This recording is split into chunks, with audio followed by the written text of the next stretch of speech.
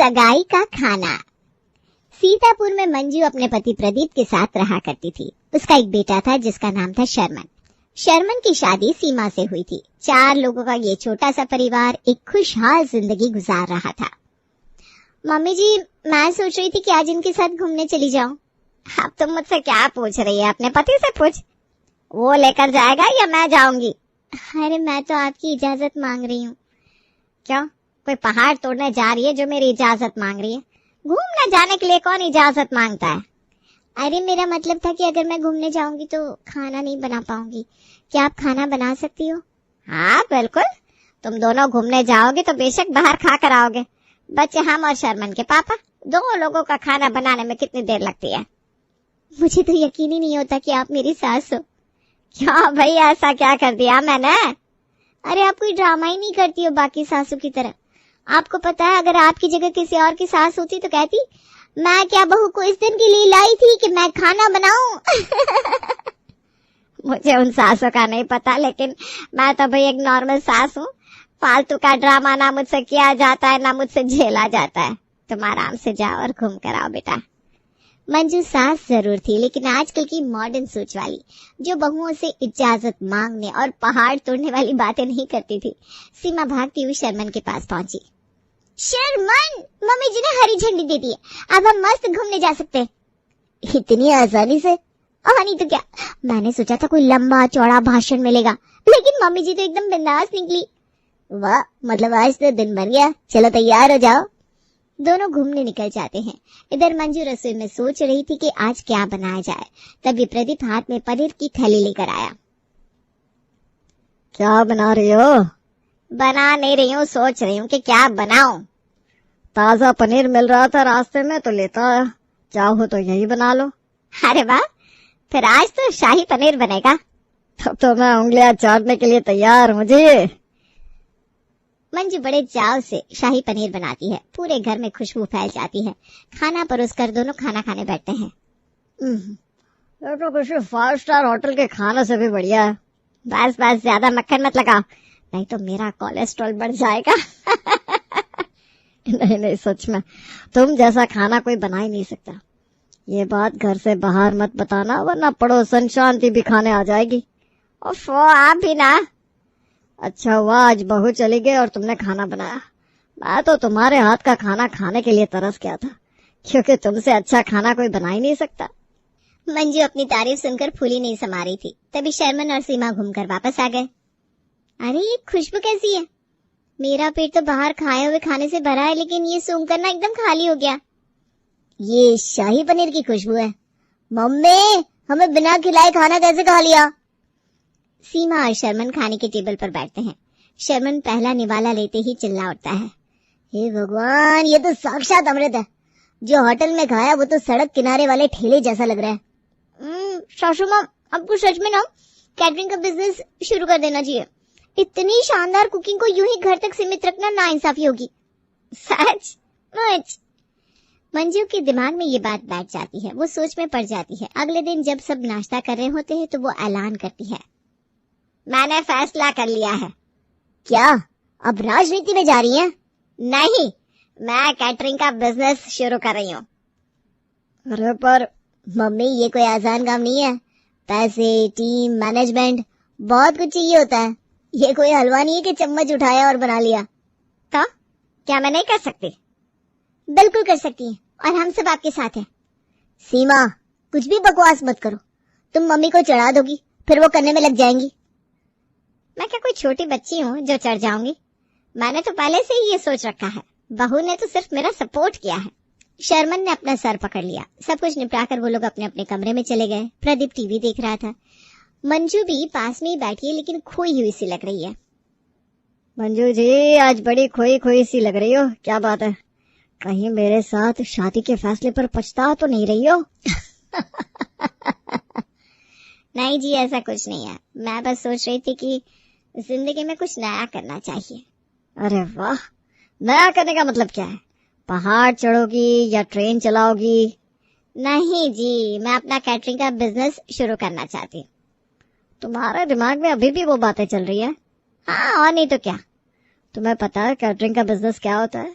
Catering मतलब party में खाना बनवाने का काम। हाँ तो देखो ना, सब कहते हैं कि मेरे हाथों में जादू है, जो भी खाए उंगलियां चाटता रह जाए, तो क्यों ना इसे बड़ा बनाया जाए। हाँ, और मैं जलेबियां तलूंगा। देखो मजाक मत उड़ाओ, मुझे सच में कुछ करना है। बस समझ में नहीं आ रहा शुरुआत कहाँ से करूं, किसे फोन करूं, किसकी शादी में पहला ऑर्डर लूं। ठीक है भाई, आराम से सोचो, मुझे टीवी देखने दो। प्रदीप एक सीरियल देख रहा था। मंजू देखती है कि उसमें दिखाया जा रहा है कि एक महिला शादी में कैटरिंग का काम कर रही है। अरे ये तो वही काम कर रही है जो मैं करना चाहती हूँ। हाँ, लेकिन ये टीवी है, असली जिंदगी में इतना आसान नहीं होता। आसान या मुश्किल, अब तो यही करूंगी, पर पहले किसी की शादी करवानी होगी ताकि मैं वहां कैटरिंग कर सकूं। ये भगवान, तुम तो पगला गई हो भाई। मंजू रात भर इसी सोच में डूबी रही। अगली सुबह वो अपनी पड़ोसन शांति से मिलती है। अरे मंजू, तू इतनी जल्दी बाहर कैसे? चाय नहीं पी क्या? अरे चाय पी ली है, तुझसे एक बात पूछनी थी। हाँ हाँ बता, क्या बात है? ये बता, तेरे बेटे रमन की शादी की कोई बात चली कि नहीं? अरे पूछ मत, बड़ी मुश्किल से लड़कियां मिलती है, कोई पसंद ही नहीं आ रही। अरे तो फिर मेरी पहचान में एक लड़की है, सिया, बिल्कुल संस्कारी, सुशील और घर के लायक। अरे वाह, फिर तो जल्दी से मुलाकात करवा दे। ठीक है, मैं उसकी माँ चित्रा से बात करती हूँ। तुम्हारा बहुत बहुत धन्यवाद जो तुम इतना सोच रही हो रमन के बारे में। अरे कैसी बात कर रही हो? रमन मुझे बुआ कहता है, तो बुआ के नाते मेरा इतना तो फर्ज बनता है ना। मंजू घर आ जाती है और फटाफट सिया की माँ चित्रा को फोन लगाती है। अरे चित्रा बहन, कैसी हो? देखो, मैं तुम्हारी सिया के लिए एक बहुत अच्छा रिश्ता लाई हूँ। अरे वो कौन है वो लड़का? रमन, पड़ोस में ही रहता है, सीधा साधा लड़का है, पढ़ा लिखा है, अच्छा कमाता है, और सबसे अहम बात, घराना बहुत अच्छा है इनका। हमारे तो पड़ोसी हैं, तो हमने सब देखा हुआ है। अच्छा, तो फिर जल्दी मिलवा दो भाई। ठीक है, मैं आप दोनों परिवारों की मीटिंग फिक्स कर देती हूँ।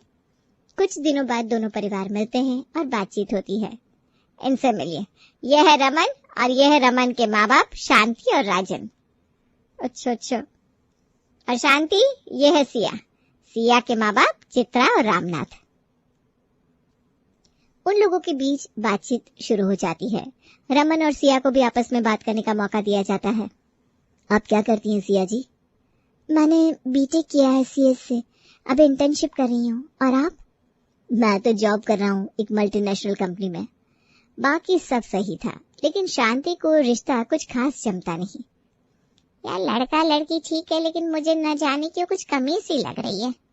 अरे शांति, ऐसी बातें नहीं सोचते। देख, शादी से पहले हर रिश्ता अजीब लगता है, लेकिन असली मजा तो शादी के बाद आता है। फिर तू इतनी टेंशन क्यों ले रही है? हाँ तो सही कह रही है। चलो फिर बात पक्की कर देते हैं। रिश्ता पक्का हो जाता है। जब ये खबर प्रदीप, शर्मन और सीमा को मिलती है तो वो हैरान रह जाते हैं। क्या तुमने ये रिश्ता करवाया? वाह माँ, क्या बात है। मेरी सासू माँ तो कुंडली मिलाने वाली पंडितानी बन गई। हंस लो जितना हंसना है, लेकिन असली खेल अभी बाकी है। कुछ दिनों बाद शांति मंजू से बात कर रही थी। अरे शांति, अब सगाई की तैयारी शुरू करनी होगी, और कैटरिंग का काम तो मैं ही संभाल लूंगी। अरे पर इतनी बड़ी सगाई में तो अकेले कैसे करेगी? अरे चिंता ना कर, मैं सब संभाल लूंगी। हाँ, लेकिन पैसे पहले नहीं दे पाएंगे हम। अरे आप थोड़ी ना भागे जा रहे हैं, आराम से दे देना। आप पड़ोसी हैं, आपके लिए इतना तो कर ही सकते हैं। अब मंजू पूरी प्लानिंग में लग जाती है। अचानक उसे याद आया कि उसे अपने भाई कमल और उसके बच्चों को भी बुलाना चाहिए। उसने झटपट फोन उठाया और नंबर घुमा दिया। अरे दीदी, इतनी रात को कैसे याद किया? अरे कुछ नहीं रहे, बस तू, कुणाल और महक जरा घर आ जाना। ऐसे अचानक क्या हुआ? अरे कुछ नहीं, थोड़ा सा काम है, बता दूंगी।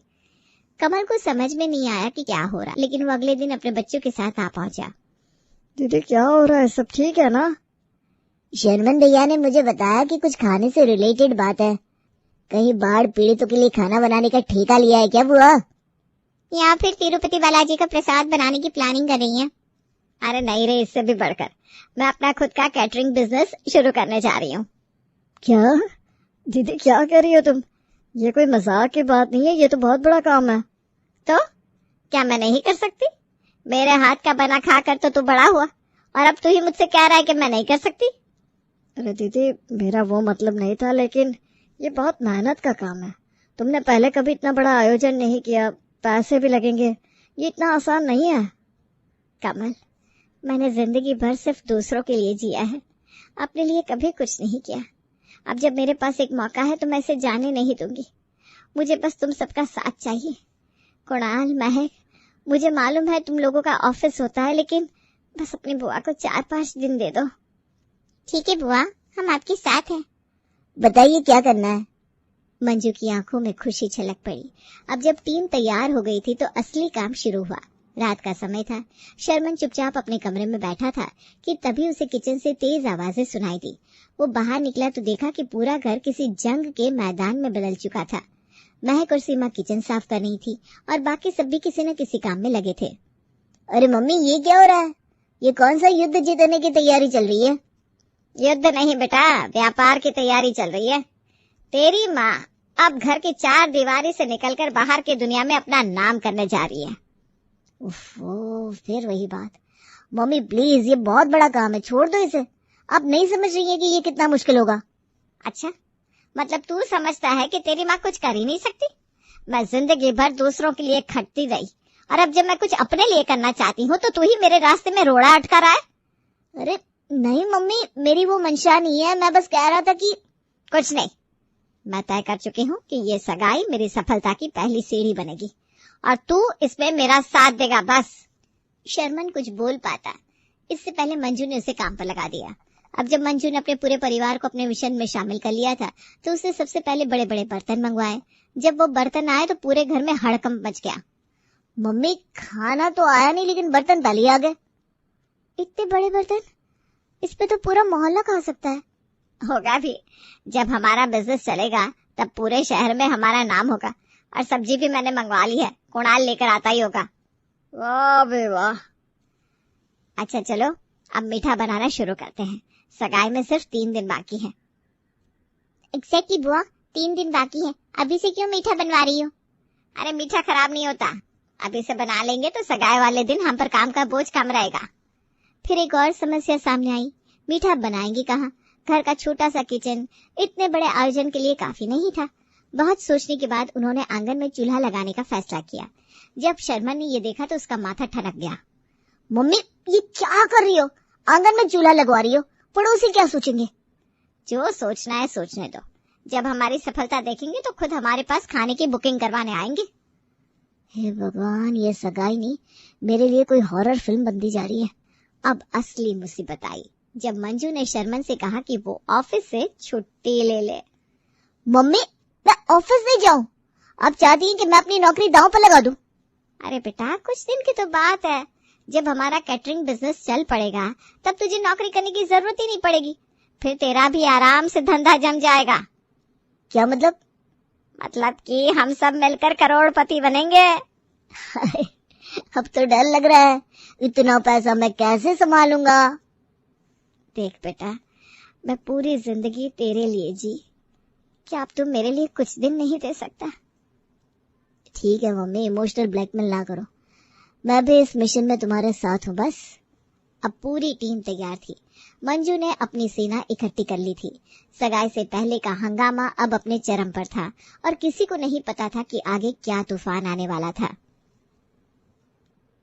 अब तो मिठाई भी तैयार हो गई। हैप्पी?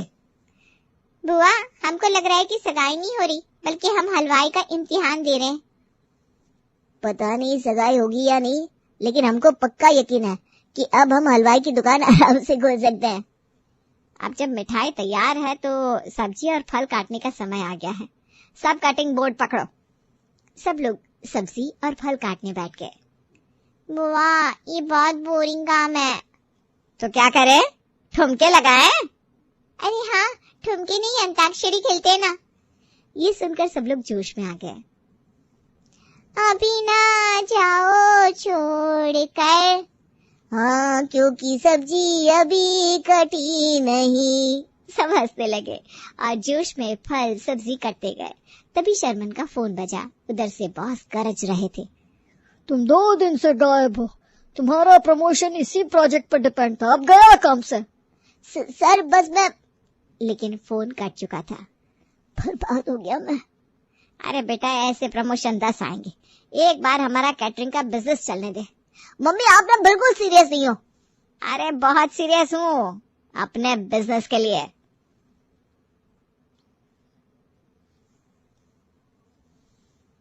मंजू जो मुस्कुरा रही थी लेकिन तभी अचानक चिल्ला पड़ी, अब समय आ गया है मसाले पीसने का। बुआ आप कमांडर क्यों बन रही हो? क्योंकि मैं इस कैटरिंग सेना की जनरल हूँ। सब लोग हंस पड़े और काम में लग गए। बुआ आप सिर्फ आदेश ही देती रहोगी या कुछ करोगी भी? मैं मैनेजर हूँ, मैनेज कर रही हूँ। तो प्लीज थोड़ा काम भी मैनेज कर लो। मैं जरा बाहर होकर आती हूँ। सब हंसने लगे और मंजू ठुमकती हुई बाहर चली गई। सगाई में सिर्फ एक दिन बचा था और शांति उनके घर इनविटेशन देने आई। मंजू जी माफ करना देर हो गई, ये सगाई का कार्ड है, देख लीजिए। अरे इसमें तो होटल का नाम लिखा है। तुम तो कह रही थी कि हम कैटरिंग करेंगे। अरे हाँ वो लड़की वालों ने होटल बुक कर लिया, हमें लगा उन लोगों ने तुम्हें बता ही दिया होगा। सॉरी। हाँ शांति तो सॉरी बोलकर चली गई लेकिन घर में सन्नाटा छा गया। बुआ मतलब हमारी सारी मेहनत बेकार।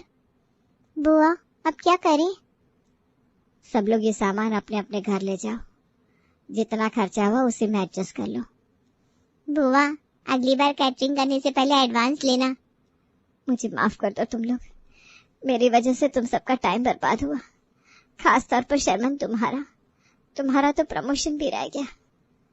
सबको गुस्सा आ रहा था लेकिन मंजू को उदास होता देख सबका दिल पिघल गया। अरे मम्मी आप ही ने तो सिखाया है मुझे कि समय से पहले किसी को कुछ नहीं मिलता, तो प्रमोशन का समय जब आएगा तो मिल जाएगा।